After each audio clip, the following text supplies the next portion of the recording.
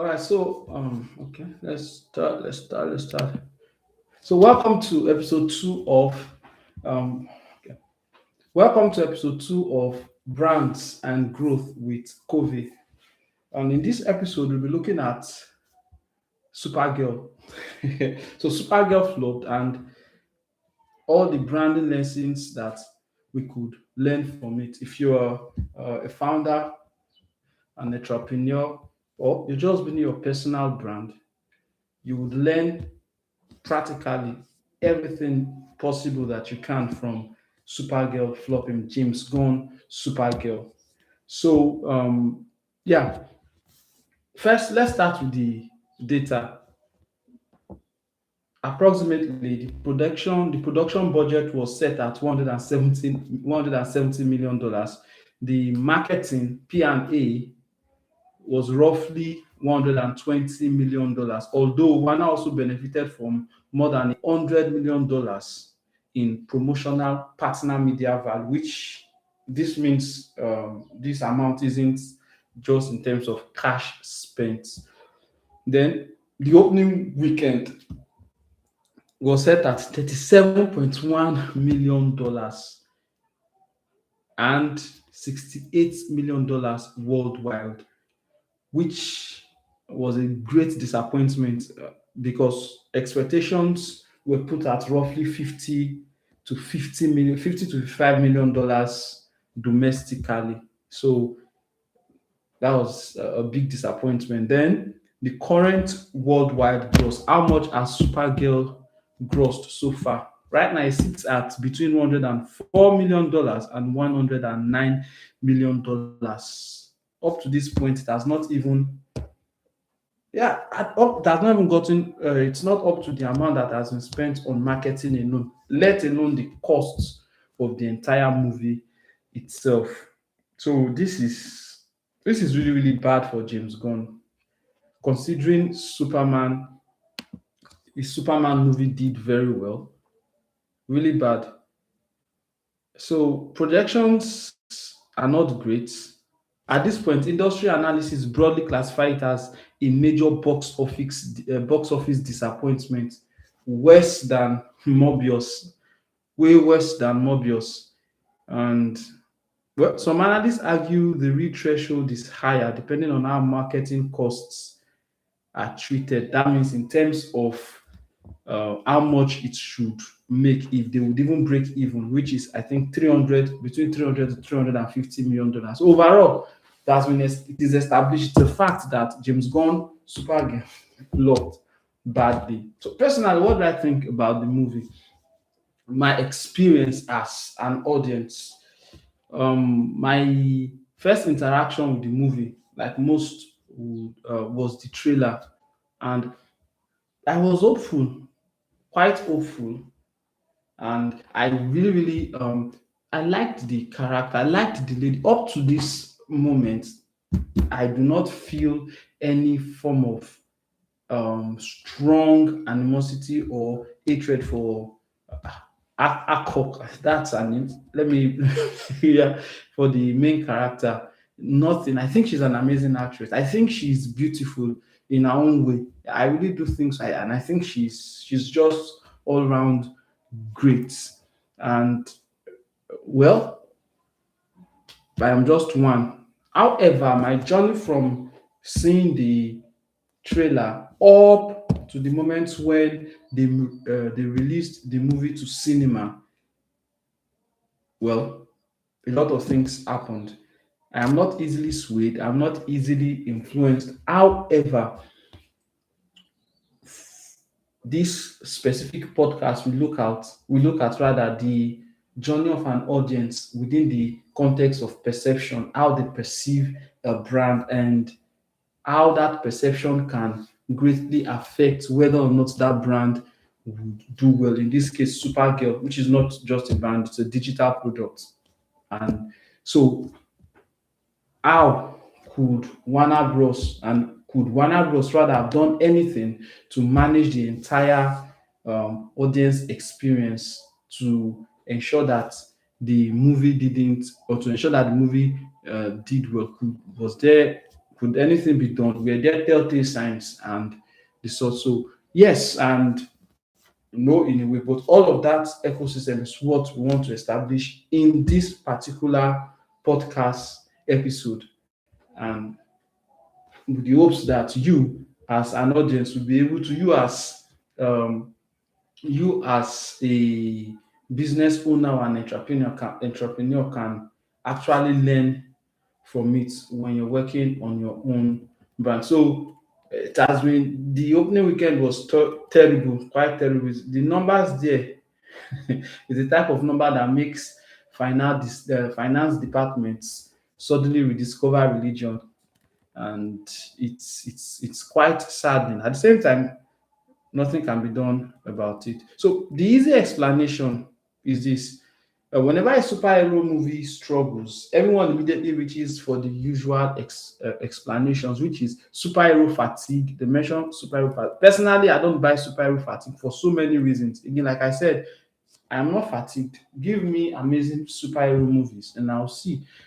I loved Superman. I've loved a host of superhero movies since after Marvel's Endgame. Yeah, I've loved a lot of them. The ones that flopped because they didn't.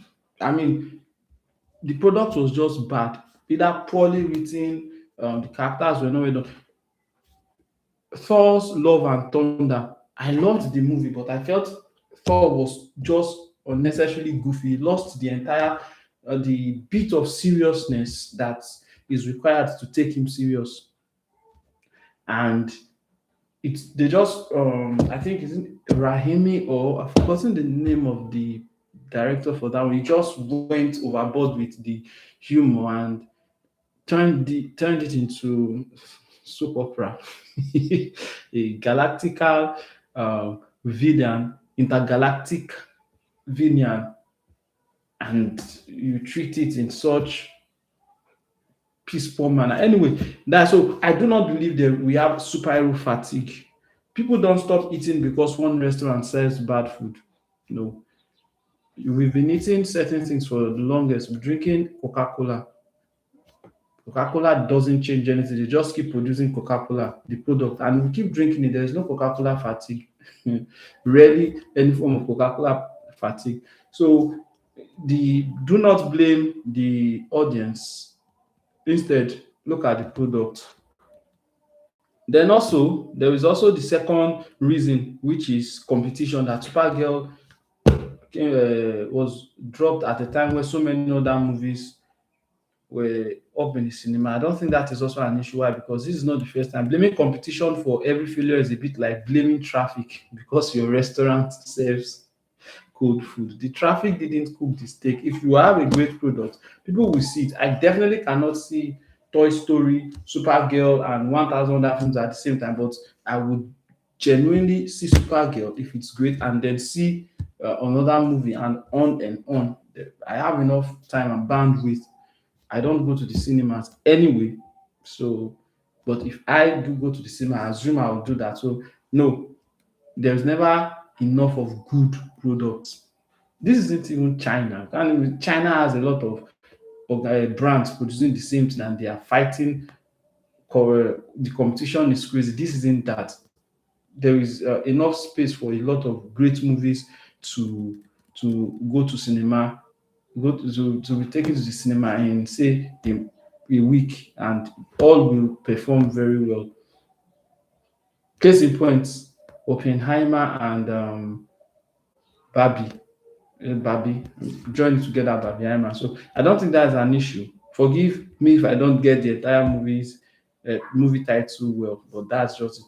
Now, the real issue is the power of perception. And that is where branding becomes fascinating. Every movie exists twice. Once, not just movie, every product exists twice. Once on the screen, this if it's a product on display, and the other in the mind of the audience. The second version, which is the perception in the mind of the audience, that version matters more. See, long before Supergirl reached cinemas, people already had opinions. People already had opinions. Some were excited, like me. At first, when I saw the trailer, some were skeptical and some couldn't wait. A whole lot of people already had already started shifting towards the negative side of things, and that only grew as the date for its release became close, thanks to a lot of interviews from both the lead actress and James Gunn also, and so many things that's just so wrong. Now, whether those opinions by the audience were fair, it's not really the point, because perception changes behavior and markets don't respond to intentions. No, as a brand, markets only respond to what they believe about you. So, what you think about yourself within the context really does not matter. Entire wars have started just out of perception, pure perception. A vivid example is the invasion of Iran by the US. It's all the perception in Iran, let's see, Iraq or so, is the enemy and they have weapons of mass destruction. That perception pushed a lot of amazing Americans to rightfully join the army to fight, and then the entire hoax of the whole thing has been revealed. Sadly, so perception is very strong. It doesn't have to be true. It doesn't have to be the fact, and that's one thing that you as a brand person, as someone who is building your personal brand or someone who is building the brand for your business, perception matters. Perception is practically everything. How your audience and how your customers, what they think about you beats what you think about yourself every single time. So let's separate the facts from opinions. There is no conclusive evidence proving why Supergirl flopped. A lot of people have come out, thousands of YouTube videos, thousands and millions of threads on Reddit, Twitter, and the rest, who and with almost every single powerhouse claiming to know what went wrong with Supergirl. Nobody can really tell what went wrong with it. No one can point to one specific thing. However, one thing remains true, and that is simple as ABC. People's perception of the movie got worse from when the trailer was released to the day it was released to the cinema. And because brands are constantly shaped by conversations, so this is the crucial point there. Perception as it were, and how the market works is this: there are those who are very powerful and their opinions about things sort of lead the way in how every other person sees those things. So, frankly, irrespective of what anybody would say about Supergirl, that is before the movie was released to the cinema. It was very obvious that a whole lot of people, influencers, and many would accuse incels, many would accuse the left, or rather, yeah, Republicans. Many would accuse many would accuse almost everybody, and saying that female superheroes are not okay, and they accuse a lot of these guys for pushing out the narrative about Supergirl. And I don't think that is all of the story, though. I personally saw, I will not mention the name of the YouTube channel, where he did multiple takes on Supergirl before it got released. He did, and most of his videos had maybe little less than 500,000 views, and where he really did everything to demarket Supergirl. I watched it and it made me see so many things. For example, I was through his video prior, was able to see some of the interview by the main character, where she said certain things, and then conversation, of course, being steered towards Hollywood becoming woke. I mean, I would see Christopher Nolan's Odysseus, I would, whether or not, because whether or not it's woke. Reason being, Lupita Nyong'o is just one character. Yeah, centerpiece, yes, but no, there are so many aspects to the movie, the action, the storytelling, and so many things. So my point is that these individuals that really put in a lot of effort to demarket Supergirl, they represent those who are able to sort of inform a wider audience on how they should perceive a particular product, in this case, Supergirl, which is why influencer marketing is very powerful, because the whole concept of influencer marketing is using influencers to shift the perception of your product or your personal brand. That is the entire leverage behind influencer marketing. But that is just half of the whole this thing. Now, could James Gunn and the rest done anything? Yes, they could have. If a lot of people are talking down about your product, it's only important that you don't fight them, you don't argue with them, you bring them into the conversation. There is a way you handle bad PR, and you don't keep quiet. Keeping quiet is the standard, sort of, if you don't want to get involved. But the best is to interact with these individuals, and there was no interaction whatsoever. So this is the point where James Gunn or Warner Bros could have really done a lot of work, reason with these people. You cannot call half of your audience. Let's say we have these conservatives and individuals who are not very big on the way Hollywood is going. But these individuals, they make up a core population of the entire um, Supergirl universe, DC universe. You bring them into conversation. You do not treat them like, there's word for it, they are dull, they are misogynistic, they are no, they have a point of view. Now, they didn't do that. So I think that is one of the key things that we need to understand when you're building your personal brand. So always open up that place for conversation. Be surprised that with conversation alone, some of the biggest influencers that are demarketing your brand, the shallowness of their conversation will be reviewed. And even when do have depth, you adjust accordingly, not completely. There is always that middle point. And that's just that. Then there was also a conversation about the lead character also. And many people believe that the new Supergirl is not built for the male gaze. Well, that's not my argument. Strong female characters have existed for decades. Ripley, Sarah Connor, Wonder Woman. And yeah, we would say, I don't think Sarah Connor was built for the male gaze anyway. I believe that average looking people can do great movies. That's what I do believe. I don't think the new Supergirl is all that average looking. I think she's a beautiful lady. I do personally think that. So I don't think this argument actually holds up. But still, the point is that all of these things were within context, perception, and the perception still mattered. Again, did the audience want an extremely beautiful lady?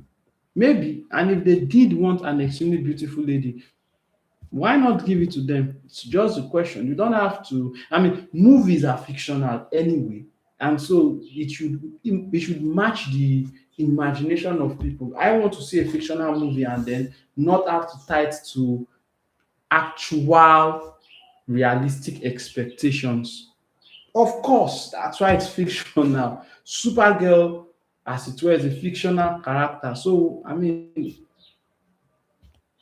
if she's going to appeal to nerds, because that is what they call people who watch a lot of who read a lot of comics and the rest, we gotta make her. That is what I think. But still, it is still minor. Now, all of this is before the movie was released to cinema. What happened when people now actually saw the movie, which is where I believe is the most important aspect. When perception entered phase two, reality, the actual viewing experience. Now, almost everyone agrees James Gunn understands spectacle, the visuals, the cinematography, the action. Those aren't usually where he struggles, of course, but many audience members left saying something else. They didn't find the story compelling enough. I have not found one person say the lead character was a bad actress. She's an amazing actress, but a lot of people started mentioning things like the storytelling,